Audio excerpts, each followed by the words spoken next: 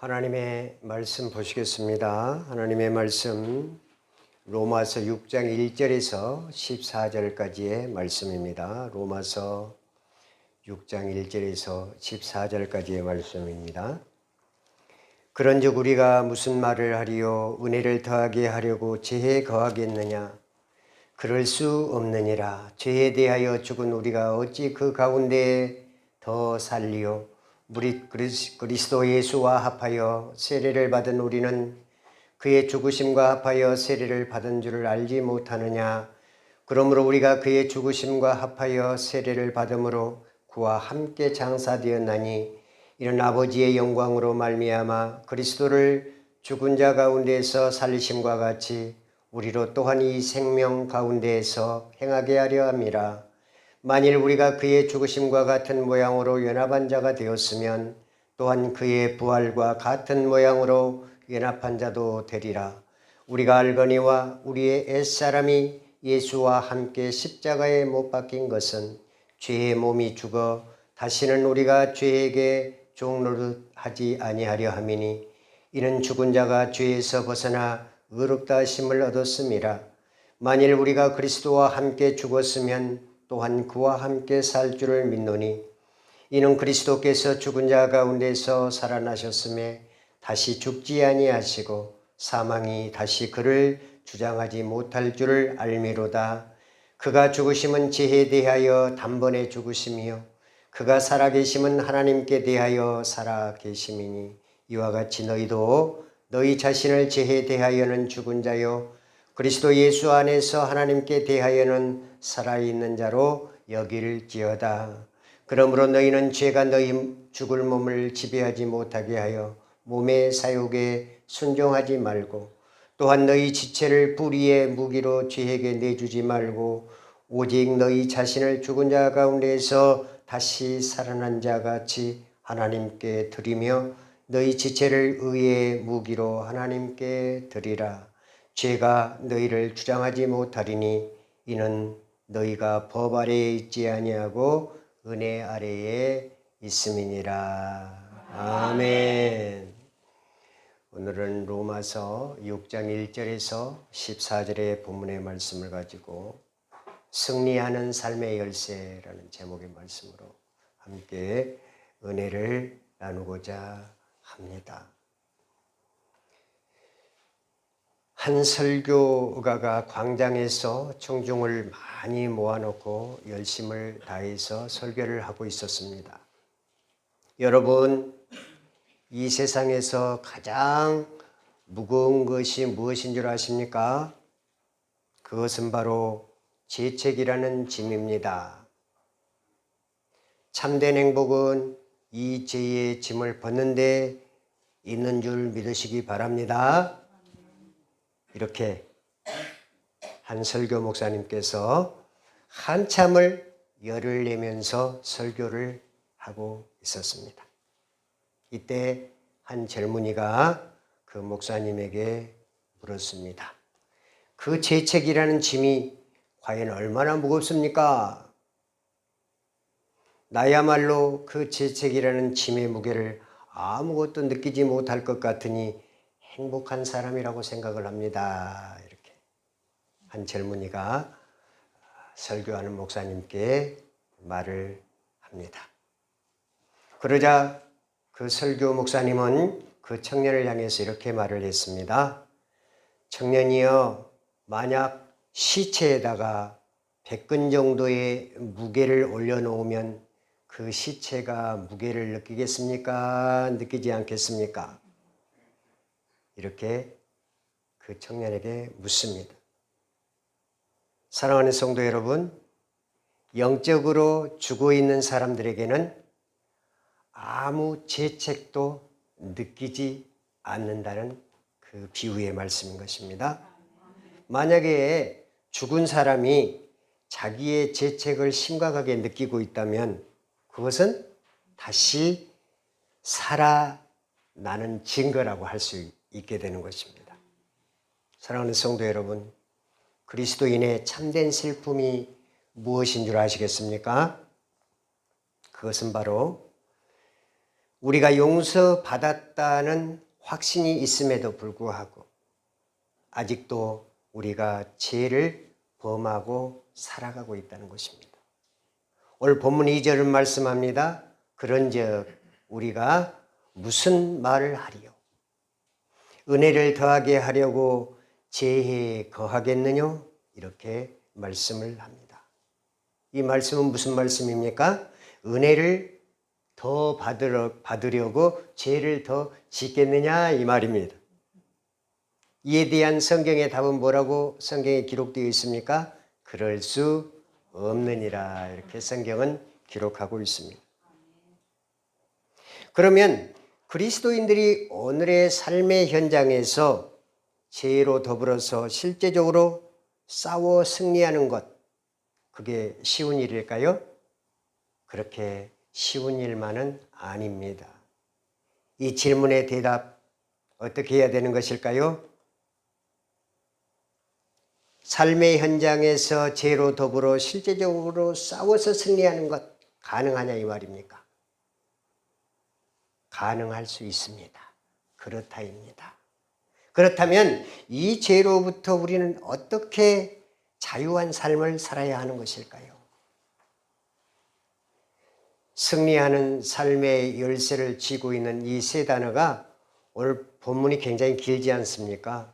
로마서 6장 1절에서 14절까지 굉장히 긴 본문 속에 알라라는 단어가 3번이 나오고 여기라라는 곳이 11절에 나오고 들이라는 곳이 13절에 등장을 하는데 이 말씀이 바로 승리하는 삶의 열쇠인 줄 믿으시기 바랍니다. 이 승리하는 삶의 열쇠를 성도가 가져야만 어떻게 해요? 천국의 열쇠를 가질 수 있고 천국에 들어갈 수 있게 되는 것입니다. 천국의 열쇠가 없으면 어떻게 되겠습니까?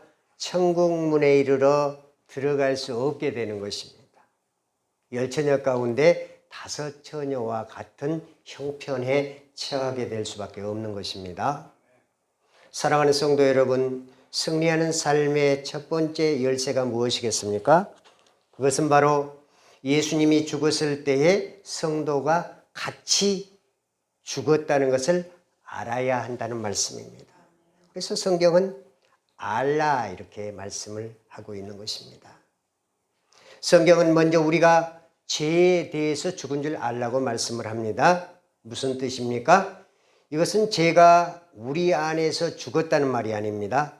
죄는 아직도 살아있는데 어떻게 해요? 예수 그리스도로 말미암아 그 죄가 죽었다는 것입니다. 우리는 그리스도인이 되어서 그리스도인이 되었다라는 것은 구원을 받았다라는 의미예요. 구원을 받았음에도 불구하고 현실적으로 생각을 해보자면 죄는 아직도 어디예요? 살아있다 이 말입니다. 죄는 아직도 우리 안에 살아있다는 말씀입니다. 그래서 우리는 가끔 넘어지게 되고 죄에 굴복하게 되고 유혹을 받게 되는 것입니다. 죄는 아직도 우리 안에 살아있습니다. 사람들은 죄에 대해서 죽어보려고 부단히 노력을 합니다.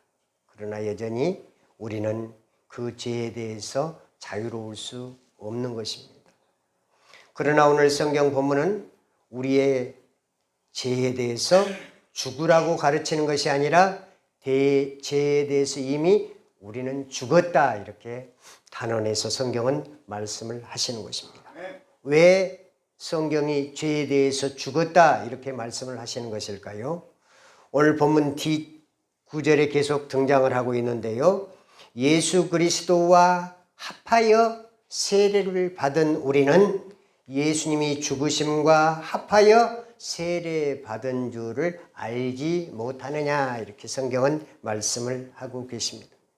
이 말씀은 무슨 말씀입니까? 예수님이 우리를 위하여 십자가 상에서 죽으셨을 때 우리도 그때 죽었다는 말씀입니다. 우리가 예수 그리스도를 구세주와 주님으로 영접하는 그 순간 요한복음 1장 12절의 말씀처럼 영접하는 자, 곧 그 이름을 믿는 자들에게는 어떻게 해요? 그 이름을 믿는 자들에게는 하나님의 자녀가 되는 권세를 주셨으니.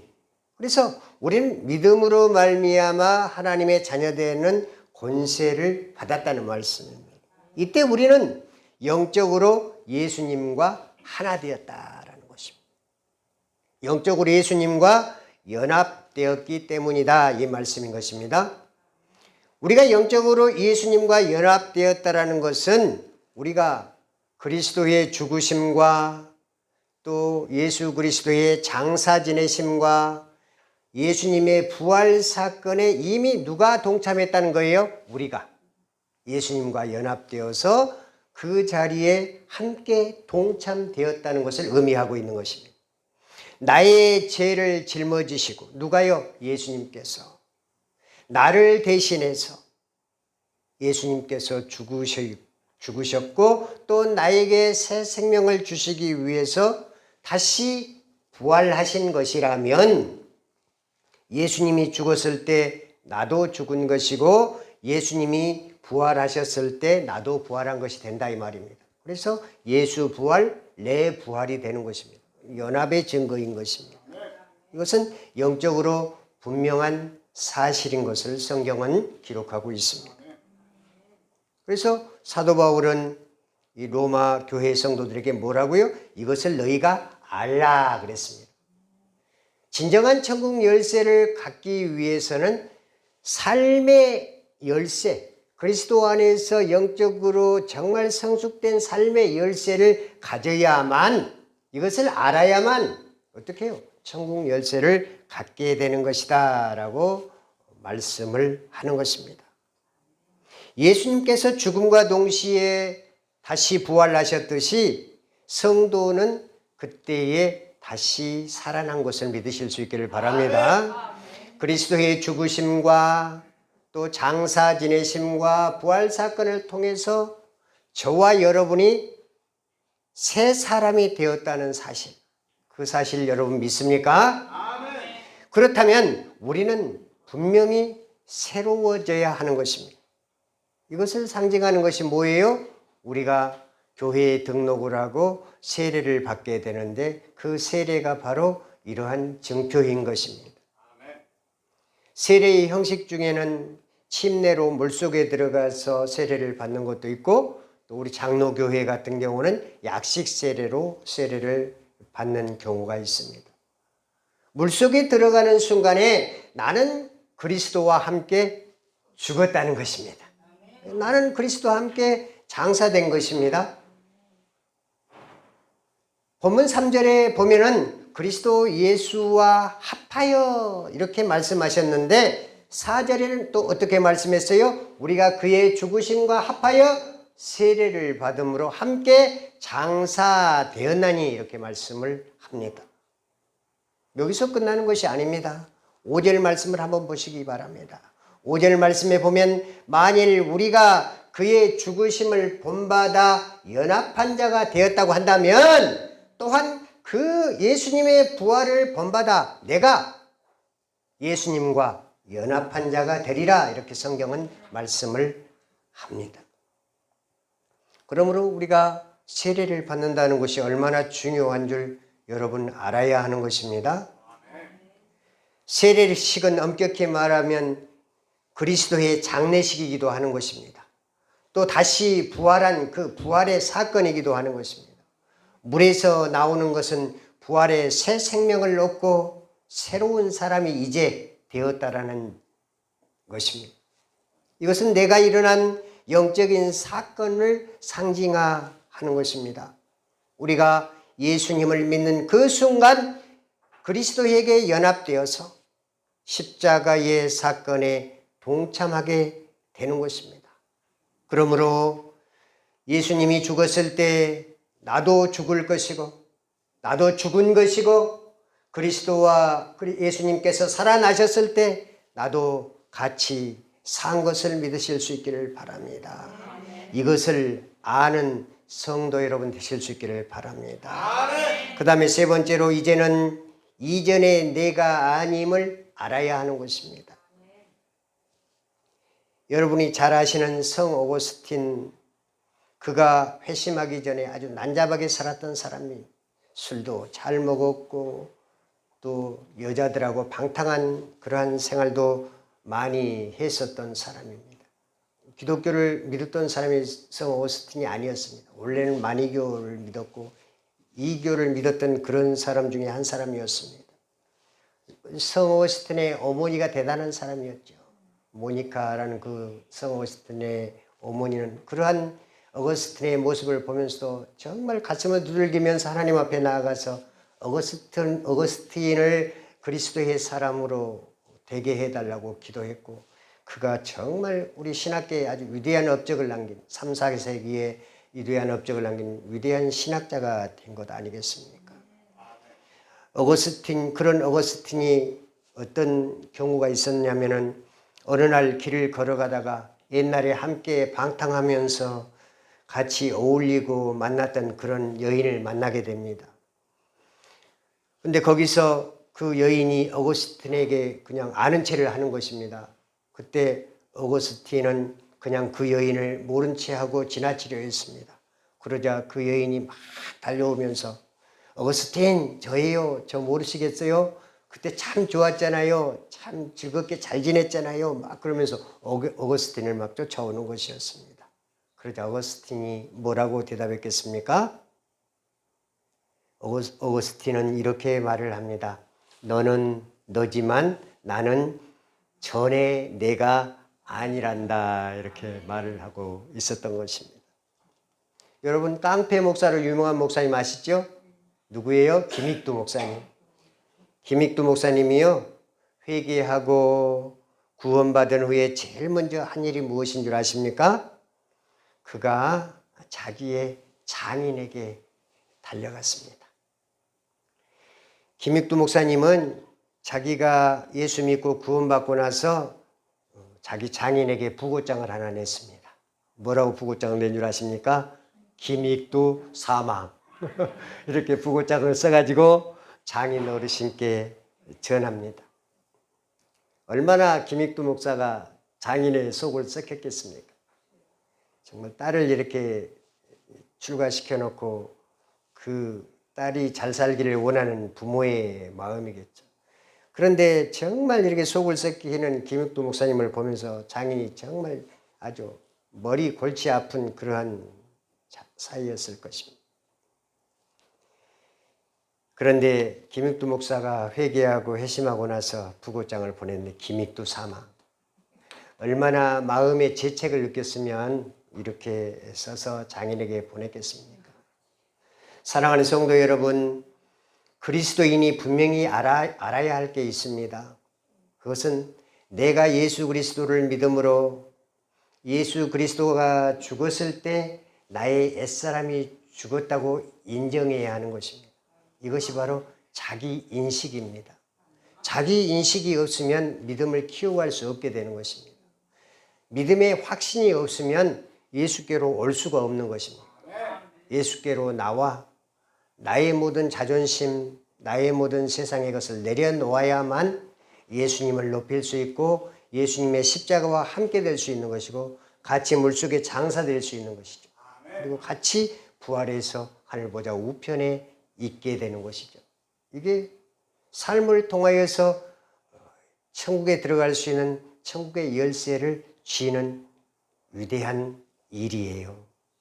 사랑하는 성도 여러분, 삶의 두 번째 열쇠에 대해서 한번 살펴보겠습니다.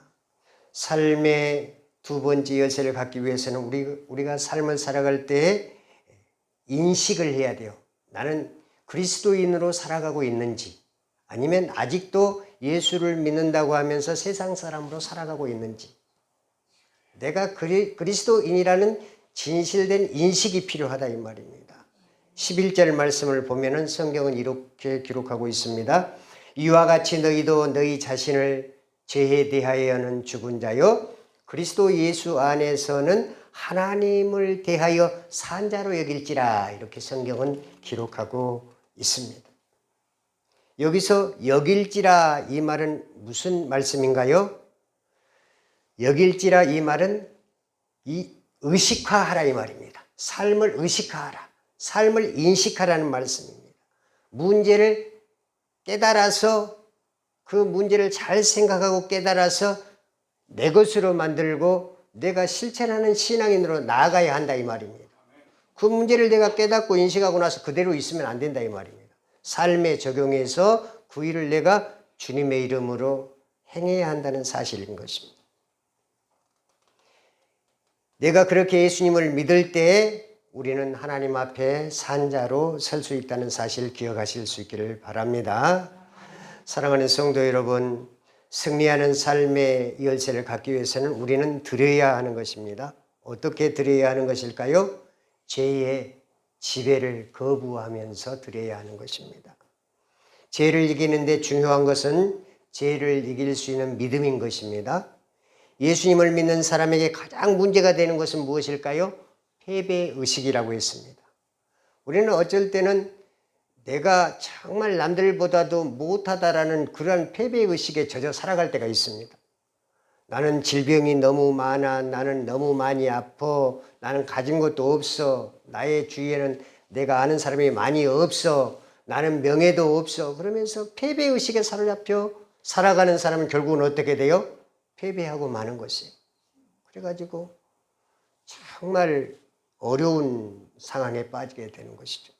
그러나 패배의식에 젖지 아니하고 내가 그리스도 안에 있기 때문에 우리 주님께서 나를 붙잡아 주시고 나를 정말 승리할 수 있도록 인도해 주신다는 그런 확실한 믿음이 있어야 된다는 것입니다.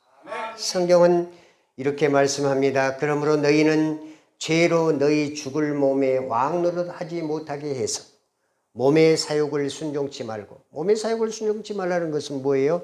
육신에 사로잡혀서 살아가지 말고 오직 너희 자신을 죽은 자 가운데서 다시 산 자같이 예수님이 죽으셨다가 다시 부활해서 우리를 십자가에 못 박히심을 우리를 구원하심 같이 하나님 앞에 온전하게 드리며 너희 지체를 의의 병기로 하나님께 드리라 그랬습니다. 의의 병기라는 것은 뭐예요? 영적인 군사로 드리라는 말씀입니다. 여러분은 의의 병기를 가져야 사단의 도전 앞에 싸워서 이길 수 있는 것 아니겠습니까? 사단은 늘 틈을 탄다고 했습니다. 틈을 탄다는 것은 뭐예요? 늘 도전해 오는 겁니다. 늘 도전해 와요. 어떻게 하면 주일에 또 어디 놀러 가게 만들지 아니할까? 또 맛있는 거 먹으러 친구 만나러 가게 하지 아니할까? 여러 가지들이 복잡한 요소들이 많이 있어요. 현대 사회는 그렇게 사람을 즐겁게 하는 사회. 몸도 즐겁게 해주고 눈도 즐겁게 해주고 여러모로 그런 여러 가지 미디어나 그러한 것들을 통해서 사람을 혼란스럽게 만들어요. 그게 뭐예요? 틈을 타는 것이다 이 말이에요. 저수지로 말하면 저수지에 지가 구멍을 내는 것하고 같다 이 말이죠. 저수지에 지가 구멍을 내면 어떻게 한다고 그랬어요? 거기다가 잔돌을 막 집어넣고 해가지고 그 다음에 이제 세멘트 막 섞어가지고 꽁꿀이 아주 깡깡한 걸로 막아버려야 되겠죠. 그래야 쇠지 않죠. 쇠지 않아요. 성령의 능력으로 그 틈을 꽁꽁 묶으실 수 있기를 바랍니다. 그래야 확신을 갖는 믿음의 성도가 될 수 있게 되는 것입니다. 나의 존재를 하나님께 항복하고 바칠 수 있기를 바랍니다. 그분이 나를 다스리시고 통치하실 때 비로소 주께서 약속하신 빛나고 거룩한 삶의 승리를 체험할 수 있게 되는 것입니다. 이제 우리는 죄의 지배를 받을 필요가 없습니다.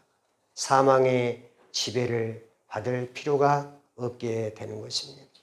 주님, 여기에 제 삶이 있습니다. 제 인격이 있습니다. 제 생명이 있습니다. 제 존재가 있습니다. 제 감정이 있습니다. 주님, 저를 지배하여 주옵소서. 이렇게 주님을 간절히 기도할 때 우리의 삶이 변화되게 되는 것입니다. 우리를 죄에서 구원하시고 자유함을 얻게 하신 그리스도가 여러분 안에 날마다 충만하시기를 주님의 이름으로 축원합니다. 기도하시겠습니다.